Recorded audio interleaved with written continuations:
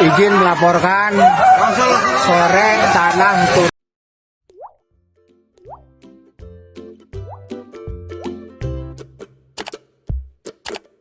Detik-detik terjadinya longsor yang menutup akses jalan provinsi, di Desa Salagedang, Kecamatan Cibeber, Kabupaten Cianjur, Jawa Barat.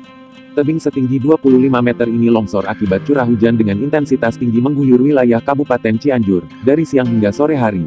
Tebing yang longsor dengan ketebalan 2 meter dan panjang longsoran 25 meter ini, menyebabkan antrian panjang kendaraan dari kedua arah mencapai 5 km. Dua alat berat pun diterjunkan guna mempercepat proses pembersihan material tanah longsor. Tidak ada korban jiwa maupun korban luka dalam peristiwa tanah longsor yang menutup jalan ini, karena situasi jalan sedang tidak dilintasi kendaraan.